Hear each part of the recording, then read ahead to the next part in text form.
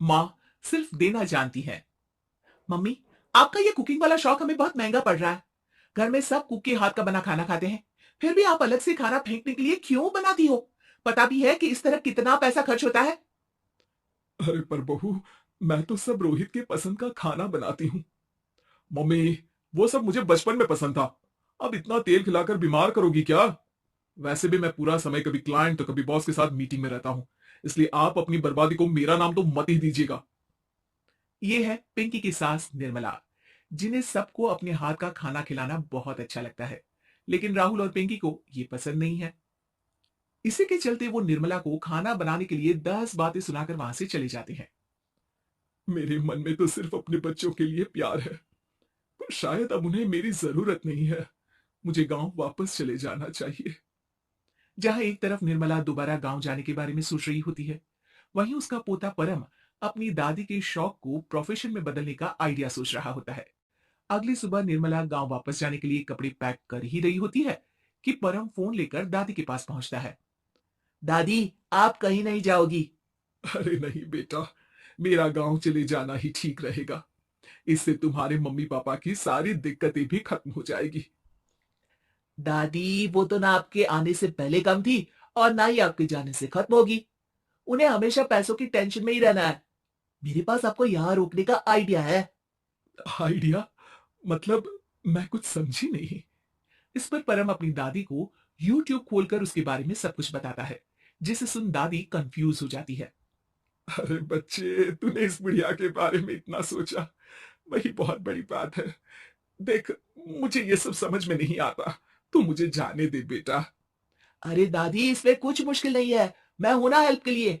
आप बस खाना बनाओ। और पता है, YouTube की मदद से आप अपनी स्पेशल रेसिपी लोगों को सिखा भी सकती हो। अच्छा, ऐसा भी हो सकता है? मतलब बस घर बैठे मैं दूसरे लोगों को सिखा दूंगी? सिर्फ कुछ लोगों को नहीं, पूरी दुनिया को सिखा सकती हो। और उसके लिए आपको सिखाने के पैसे भी मिलेंगे दादी। इस पर बहुत देर तक दादी को YouTube के बारे में समझाकर आखिर में परम उन्हें कन्विंस कर ही लेता है, जिसके बाद वो गांव जाने का प्लान कैंसिल कर YouTube चैनल शुरू कर देती है। हमने ये शुरू तो कर दिया, पर इससे कहीं रोहित और पिंकी को दिक्कत ना हो बेटा। दादी, वो आपके बारे में नहीं सोचते तो आप क्यों उनके बारे में इतना सोच रही हो?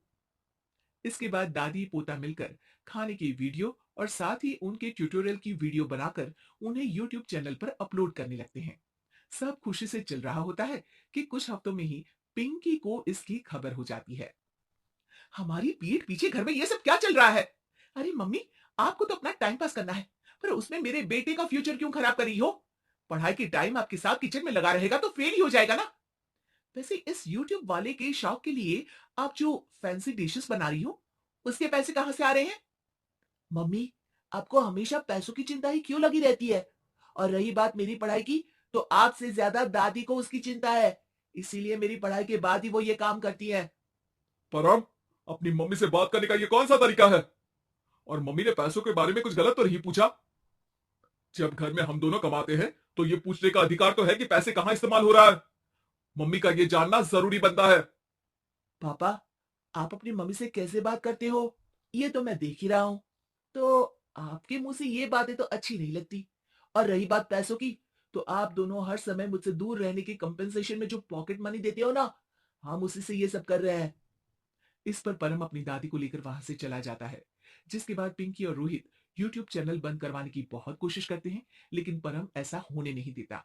इसी तरह महीने बीत जाते हैं, पर चैनल का कुछ खास ग्रोथ ना देखकर निर्मला निराश हो जाती है। हम इतनी मेहनत करते हैं, फिर भी आज तक मैं तेरा 1 रुपया भी वापस नहीं कर पाई। अब तो रोहित ने तुझे पैसे देने भी बंद कर दिए और तेरी सारी सेविंग्स भी खत्म होने को आई है। बेटा, मुझे लगता है कि हमें ये सब बंद कर देना चाहिए। दादी, यूट्यूब चलने में मेहनत के साथ ढेर सारा सब्र भी लगता है। देखना, कुछ महीनों में सब सिर्फ आपको ही देखेंगे। और अगर फिर भी कुछ नहीं हुआ तो बंद कर देंगे। परम की बात से दादी मान जाती हैं और वो अपना काम जारी रखते हैं।